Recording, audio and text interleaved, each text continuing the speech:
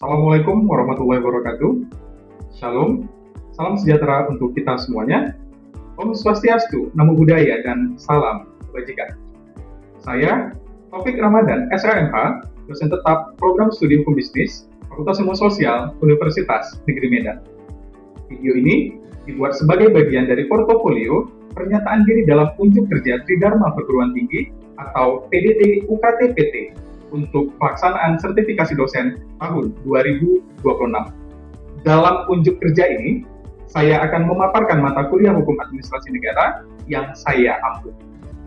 Mata kuliah Hukum Administrasi Negara merupakan mata kuliah di Program Studi Hukum Bisnis Fakultas Ilmu Sosial Universitas Negeri Medan yang secara umum membahas tentang segala aturan hukum yang berkaitan dengan penyelenggaraan administrasi negara atau hubungan-hubungan hukum antara jabatan dalam negara dengan warga masyarakat.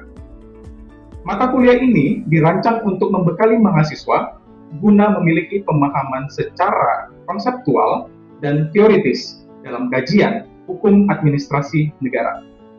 Secara praktis, mahasiswa dibekali kemampuan untuk dapat memecahkan masalah di masyarakat atau problem solving skill terkait proses penyelenggaraan administrasi negara di Indonesia dan mampu meningkatkan kesadaran hukum dalam kehidupan sehari-hari, mentaati aturan terkait penyelenggaraan administrasi negara, serta mampu berpartisipasi dalam peningkatan good governance. Mata kuliah ini terdiri dari 2 SKS dan mengimplementasikan metode pembelajaran berbasis case method atau berbasis kasus dan team-based project. Mahasiswa tidak hanya memiliki pemahaman secara teoritis dalam hukum administrasi negara, namun juga kepekaan dalam mengidentifikasi, menganalisis, serta memecahkan berbagai dinamika permasalahan hukum sesuai dengan kapasitasnya sebagai insan akademik melalui solusi kreatif berbasis hukum berupa program advokasi, kampanye sosial, atau literasi hukum. Mata kuliah ini mencakup serangkaian materi pembelajaran, yaitu istilah dan pengertian pokok hukum administrasi negara, sejarah perkembangan, fungsi, tugas, kedudukan, dan ruang lingkup, hubungan hukum administrasi negara dengan ilmu lainnya, sumber-sumber hukum, asas-asas umum pemerintahan yang baik atau AAUPB, kemudian kedudukan, kewenangan pemerintah dan tindakan pemerintahan, instrumen pemerintahan, keputusan tata usaha negara, good governance, hukum kepegawaian, perlindungan hukum, dan penegakan hukum dalam hukum administrasi negara. Berdasarkan Peraturan Rektor Universitas Negeri Medan nomor 004 tahun 2022, bahwa mata kuliah ini memiliki persentase penilaian dengan bobot kehadiran sebagai formatif 1, 5%, ujian tengah semester sebagai formatif 2, 20%, ujian akhir semester sebagai formatif 3, 25%, dan tugas portofolio yang terdiri dari 6 tugas KKNI sebesar 50%. Seluruh materi perkuliahan didistribusikan secara komprehensif ke dalam rangkaian pertemuan tatap muka secara luring dan mengintegrasikan konsep 4 pilar literasi Universitas Negeri Medan sebagai pilar kompetensi utama mahasiswa dan mengintegrasikan karakter di dalamnya. Sebagaimana tagline Universitas Negeri Medan, The Character Building University. Selanjutnya, Anda akan menyaksikan video pembelajaran tatap muka secara luring dalam proses pembelajaran mata kuliah Hukum Administrasi Negara pada pertemuan 11 dengan materi keputusan tata usaha negara atau yang dikenal dengan basicing dalam kajian mata kuliah Hukum Administrasi Negara. Pada materi ini, mahasiswa mempelajari tentang keputusan sebagai salah satu instrumen pemerintahan dan syarat pembuatan keputusan tata usaha negara berdasarkan peraturan perundang-undangan yang berlaku, batalnya, serta analisis produk keputusan tata usaha negara sebagai bagian dari penugasan berbasis pendekatan kasus. Materi ini juga diintegrasikan dengan luaran penelitian yang sudah dilakukan, yaitu jurnal terakreditasi nasional dengan judul Good Governance sebagai upaya peningkatan demokrasi lokal. Selamat menyaksikan. Assalamualaikum warahmatullahi wabarakatuh. Baik, selamat siang dan salam sejahtera untuk Anda semuanya. Bagaimana kabarnya hari ini? Baik, sehat, tapi semangatnya kurang. Kalau Bapak tanyakan kepada Anda sekalian bagaimana kabarnya, jawabannya adalah sehat dan luar biasa. Ya, bagaimana kabarnya hari ini? Sehat dan luar biasa. Oke, baik, ini baru namanya mahasiswa saya sehat dan selalu luar biasa. Memulai perkuliahan hari ini, marilah kita berdoa terlebih dahulu agar kiranya pertemuan hari ini diberikan keberkahan oleh Tuhan Yang Maha Esa, Allah Subhanahu Wa Taala. Doa dimulai. Doa selesai. Oke, baik, Ananda sekalian, hari ini tepatnya di pertemuan ke-11 mata kuliah Hukum Administrasi Negara, kita akan membahas materi yang sebenarnya materi ini secara umum sudah kita bahas pada pertemuan sebelumnya tentang instrumen pemerintahan. Nah, ada 5 instrumen yuridisnya sebagai alat hukumnya.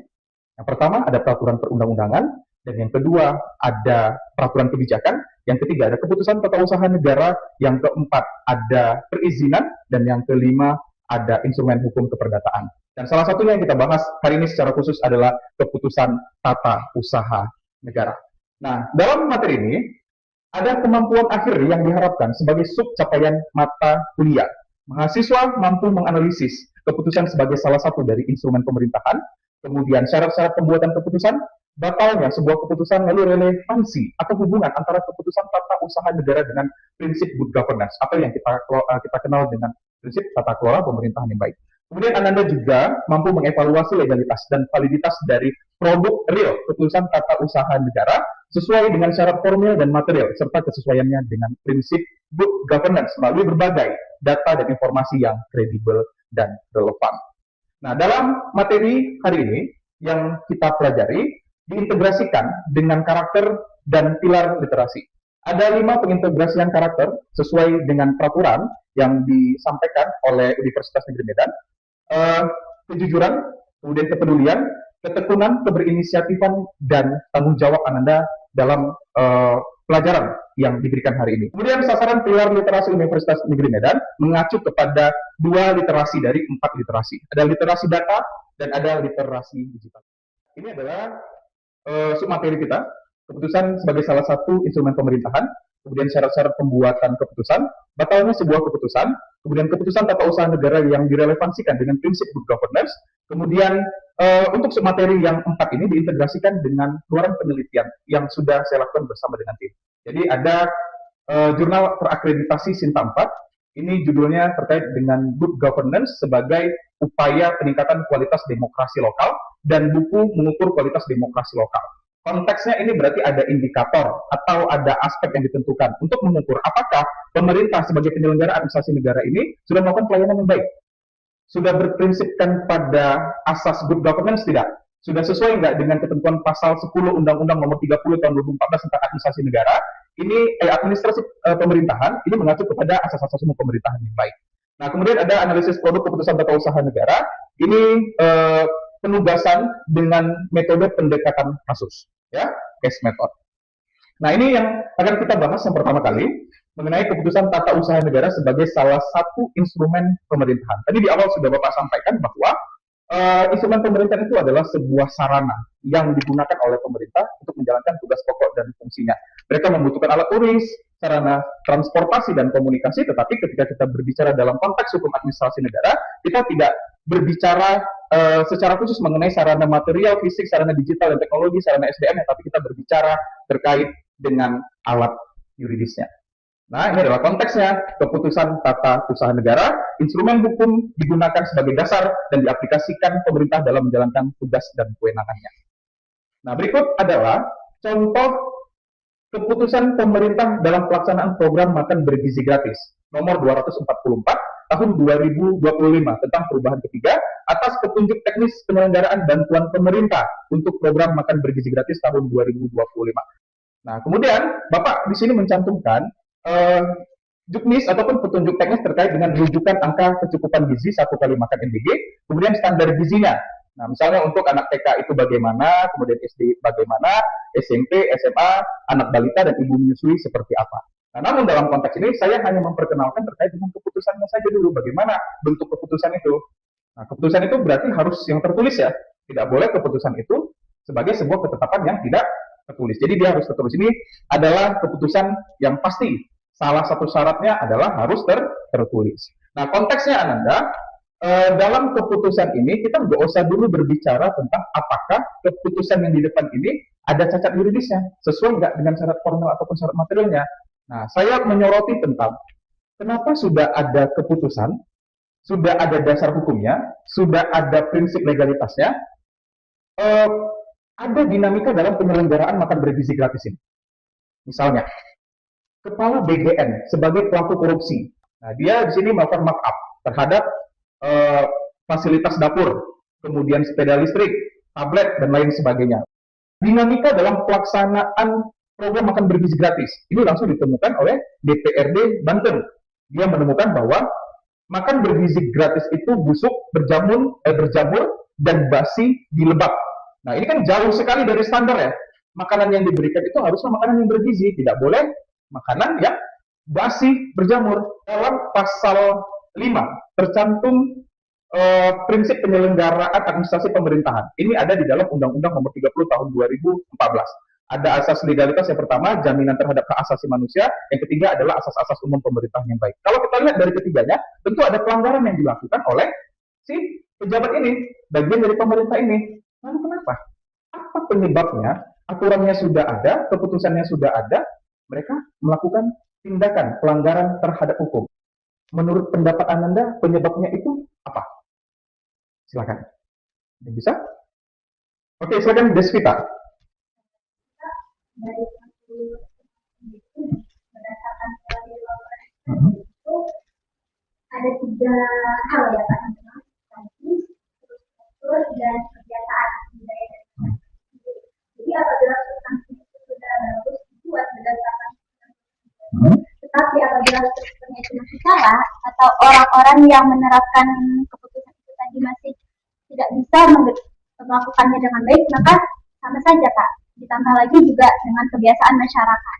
Oke, nah ini bagus ya. Desvita mengkaitkannya dengan salah satu teori hukum, teori penegakan hukum, ataupun efektivitas penegakan hukum, teori Lawrence Friedman. Nah, ada 3 faktor yang disampaikan oleh Lawrence Friedman. Yang pertama adalah substansi, yang kedua adalah struktur, dan yang ketiga adalah legal culture. Dalam konteks ini yang salah bukanlah keputusannya, yang salah bukanlah undang-undangnya. Yang salah ini bukanlah substansinya, tetapi yang salah adalah strukturnya orang yang menjalankan hukum itu. Nah, jadi bukan berarti gara-gara dia melakukan tindakan kejahatan, maka yang dianggap salah adalah undang-undangnya. Ya kan? Oke, Bapak lanjutkan kembali. Nah, ini yang Bapak sampaikan tadi, bahwasanya penyelenggara administrasi pemerintahan, alat pelengkap negara itu berarti bagian juga dari tugas politika ya. 3 lembaga kekuasaan, berarti alat pelengkap negara itu bagian dari pemerintah, bisa dari legislatif, dari yudikatif, dan dari eksekutif.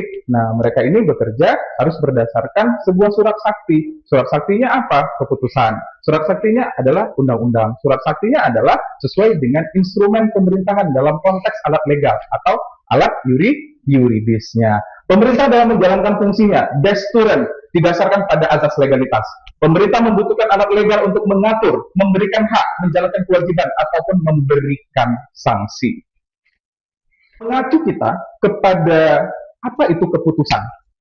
Kalau kita melihat di Jerman ya, salah satu sarjana Jerman yang bernama Otto Meyer menyatakan bahwasanya keputusan itu dengan istilah Verwaltungsakt.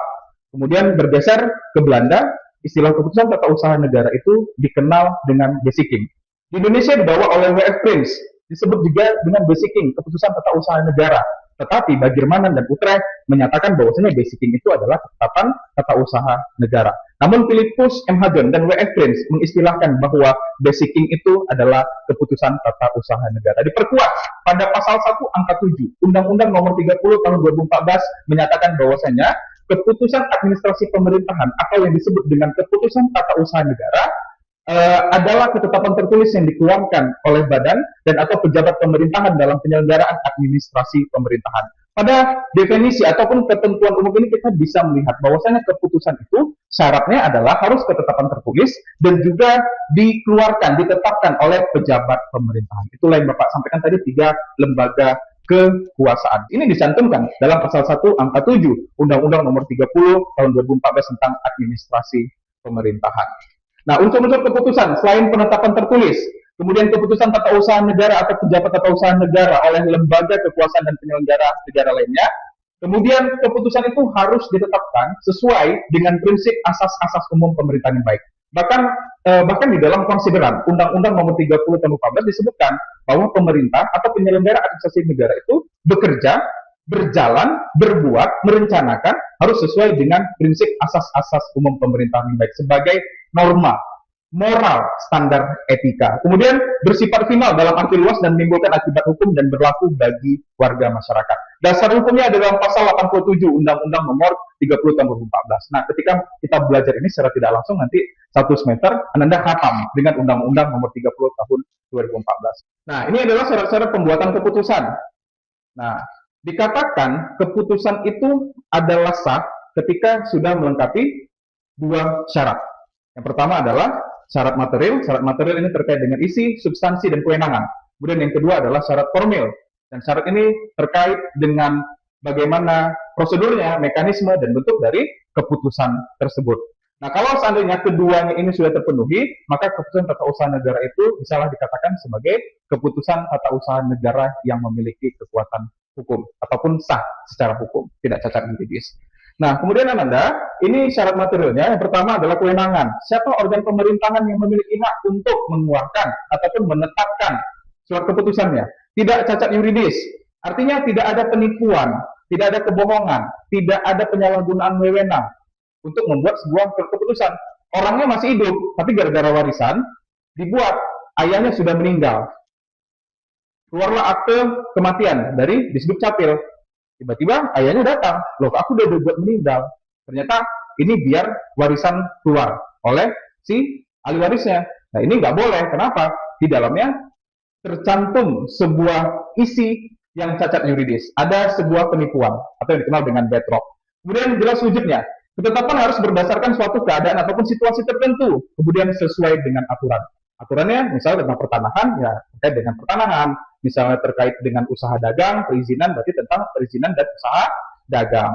Nah, kemudian ini syarat formil. Nah, kalau ini terkait dengan mekanisme ataupun terkait dengan bentuk prosedur pembuatan keputusan tersebut, harus ketetapan tertulis. Tidak boleh ketetapannya itu tidak tertulis, hanya diomongkan saja. Kemudian sesuai prosedur yang ditetapkan oleh undang-undang, bentuk isinya baku, ada konsiderannya, ada diktumnya, ada tanggal penetapannya, kemudian ada jangka waktu yang harus ditentukan antara timbulnya hal-hal yang menyebabkan dibuat dan diumumkannya ketetapan itu harus diperhatikan. Nah, kalau seandainya seperti yang kedua ini sudah bersesuaian, nah maka berlakulah sebuah asas ataupun prinsip dalam hukum administrasi negara yang dikenal dengan asas praduga keabsahan ataupun asas praduga rehmatik.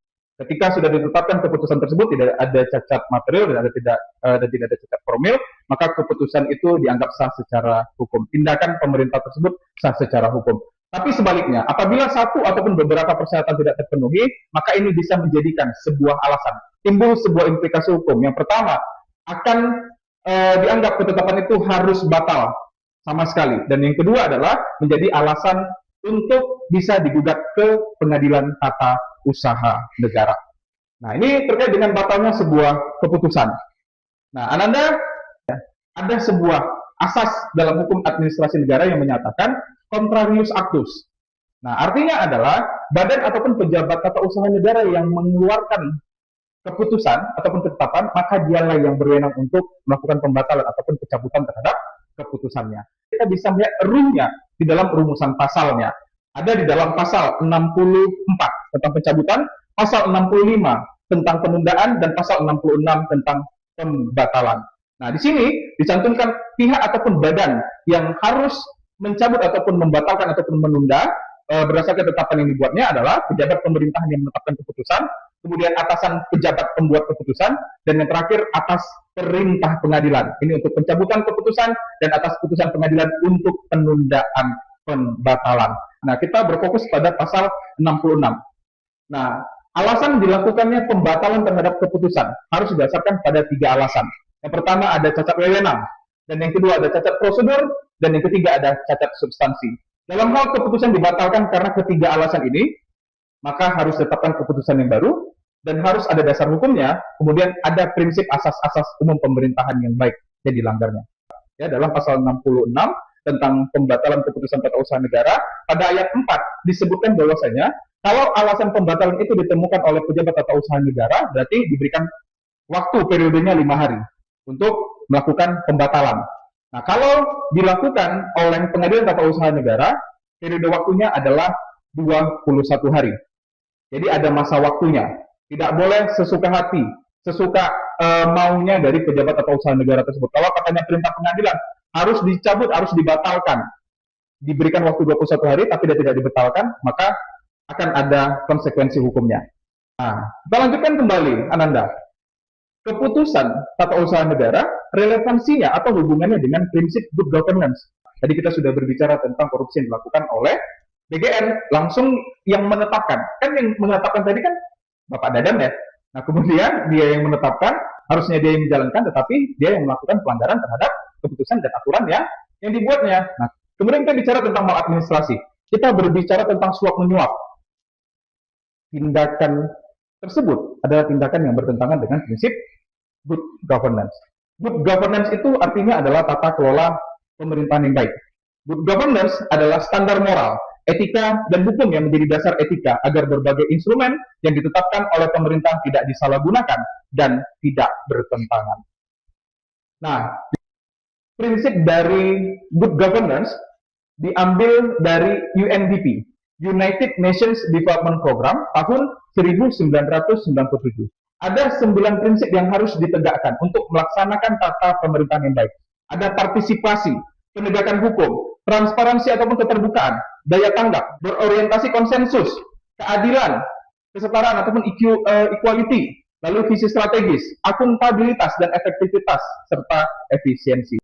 Oke, Ananda, sebelum kita masuk kepada analisis kasus, kira-kira ada yang ingin ditanyakan? Oke, silakan Fauzan. Pak, saya ingin bertanya, Pak, apa sanksi yang bisa diberikan kepada pejabat yang membuat keputusan apabila dia tidak melakukan pencabutan atau pembatalan keputusan tata usaha negara sesuai dengan waktu yang telah diberikan? Padahal pengadilan tata usaha negara sudah memerintahkan melalui amar putusan yang berkekuatan hukum tetap. Misalnya itu dalam kasus PNS yang diberhentikan secara tidak hormat, padahal tidak memenuhi syarat untuk diberhentikan. Oke. Nah, ini berarti pertanyaan Fauzan menyoroti pada pembatalan keputusan ayat 4 dan ayat 5 pasal 66. Undang-undangnya kalau tentang aparatur sipil negara adalah Undang-Undang Nomor 20 Tahun 2023. Misalnya pemecatan secara tidak hormat itu diatur dengan alasan telah melakukan perbuatan pidana dan dia dihukum 2 tahun penjara. Nah, tapi dia hanya melakukan tindakan yang hukumannya adalah 2 bulan, lalu dia dipecat secara tidak hormat. Nah, ini adalah bagian dari keputusan yang harus dibatalkan karena cacat yuridis, tidak sesuai dengan aturan hukum tentang aparatur sipil negara yang tertuang di dalam Undang-Undang Nomor 20 Tahun 2023. Sanksinya bagaimana? 5 hari kalau alasan tersebut ditemukan oleh pejabat itu sendiri, tapi 21 hari adalah masa waktu yang diberikan oleh negara ataupun hukum kalau diperintahkan oleh pengadilan. Lalu dia abai terkait dengan masa waktu 21 hari. Ada sanksi administrasi yang bisa diberikan. Yang pertama adalah adanya pengumuman di media bahwasanya si pejabat atau usaha negara ini ataupun si badan instansinya ini tidaklah patuh dengan apa yang menjadi perintah pengadilan. Jadi diumumkan baik di koran ataupun di media berita online. Lalu yang kedua ada yang dikenal dengan duang som. Duang som ini adalah uang paksa. Nah, uang paksa diberikan terhitung dari 1 hari keterlambatan, berarti 21 hari. Hari ke-22 dia tidak juga melakukan pembatalan, maka dia harus diberikan uang paksa. Ini yang dikenal dengan duang som. Dan yang ketiga adalah tidak menutup kemungkinan adanya rekomendasi pemecatan yang disampaikan oleh pengadilan kepada presiden untuk melakukan pemecatan secara tidak hormat. Good job, Fauzan. Ada lagi kira-kira? Oke, Anda sekalian, kalau tidak ada yang ditanyakan, kita masuk ke dalam kesimpulan bahwasanya keputusan tata usaha negara adalah bagian dari instrumen yuridis atau bagian dari instrumen pemerintahan, tapi bagian dari alat legalnya. Nah, kemudian keputusan tata usaha negara itu memiliki syarat material dan syarat formil yang harus dipenuhi. Lalu pemerintah sebagai penyelenggara administrasi pemerintahan harus menjalankan fungsinya sesuai dengan asas legalitas dan mengacu kepada prinsip good governance ataupun tata kelola pemerintahan yang baik. Bapak memberikan penugasan kepada kalian, ini adalah penugasan rutin, ya, tidak dikerjakan hari ini, tapi dikumpulkan pada pertemuan selanjutnya. Bobotnya adalah 100, satu soal berbobot 25. Dia ada 4 soal. Benar 1, 25, benar 2, 50, benar 4, nilainya adalah 100. Nah, penugasan ini dilakukan dengan pendekatan studi kasus. Saya mencantumkan sebuah keputusan. Nah, keputusan ini dikeluarkan oleh Panitia Seleksi Pengadaan CPNS Daerah Kabupaten Jombang tentang peserta yang lolos penetapan NIT Seleksi Pengadaan CPNS Daerah Pemerintah Kabupaten Jombang. Nah, dalam konteks ini, yang salah secara syarat materialnya adalah bukan pada kualifikasinya kalau dalam konteks ini, tetapi pada siapa orang yang menetapkan atau orang yang menandatanganinya, yang membuat surat keputusannya. Nah, nanti silakan Ananda sekalian melakukan analisis syarat material yang dimaksud tentang siapa yang berwenang ini bagaimana. Bukankah si ketua panitia seleksi pengadaan CPNS daerah yang mengadakan dan menetapkan, atau ada pihak lain yang harusnya menetapkan kelulusan ataupun nomor induk kepegawaian seleksi pengadaan CPNS daerahnya. Nah, di situ Bapak ada mencantumkan link barcode. Silakan lembar kerjanya itu diambil, di-download, kemudian nanti dikerjakan dan di-upload kembali ke dalam folder yang sudah Bapak sediakan. Nah, ini adalah kronologis kasusnya dan di bawah ada pertanyaannya. Kira-kira untuk tugas ada yang ingin ditanyakan? Sudah cukup. Kalau sudah cukup, kita ketemu kembali dalam pertemuan berikutnya di pertemuan 12. Terima kasih Anda sudah hadir hari ini. Silakan dibaca kembali. Nah, Bapak rasa cukup pertemuan kita hari ini. Sekian dan terima kasih. Wassalamualaikum warahmatullahi wabarakatuh. Selamat siang dan salam sejahtera bagi kita semuanya. Waalaikumsalam warahmatullahi wabarakatuh. Anda sekalian telah menyaksikan video pembelajaran tatap muka secara luring yang telah saya laksanakan. Dalam pembelajaran tersebut, mahasiswa dapat menganalisis keputusan ataupun ketetapan tata usaha negara dalam kajian hukum administrasi negara, meliputi keputusan tata usaha negara sebagai bagian dari instrumen pemerintahan, syarat formil dan material pembuatan keputusan tata usaha negara, batalnya suatu ketetapan, serta berakhirnya ketetapan berdasarkan peraturan perundang-undangan yang berlaku. Mahasiswa juga dilatih untuk memiliki kemampuan menganalisis secara yuridis terhadap produk nyata keputusan tata usaha negara atau dikenal dengan basicing dan mengkaji legalitas, validitas, serta kesesuaian keputusan tersebut berdasarkan instrumen hukum positif, asas-asas umum pemerintahan yang baik, dan prinsip good governance dalam bentuk penugasan berbasis kasus. Pada pertemuan selanjutnya, mahasiswa ditugaskan untuk melaksanakan penugasan team-based project berbasis kelompok terhadap hasil identifikasi atau celah gap antara regulasi hukum dan kebutuhan real masyarakat yang telah ditemukan pada diskusi berbasis kasus yang dilakukan pada pertemuan sebelumnya. Mahasiswa ditantang untuk turun ke lapangan, merancang sebuah solusi kreatif berbasis hukum berupa program advokasi, kampanye sosial, atau literasi hukum. Demikian video pembelajaran ini saya sampaikan. Harapannya, agar substansi yang telah diuraikan dapat memberikan kontribusi yang signifikan, sekaligus memproyeksikan peningkatan profesionalisme akademis dalam mengemban amanah sebagai pendidik dan ilmuwan. Upaya ini diselaraskan dengan amanat konstitusional bangsa Indonesia dalam rangka mencerdaskan kehidupan bangsa. Wassalamualaikum warahmatullahi wabarakatuh. Salam sejahtera untuk kita semuanya.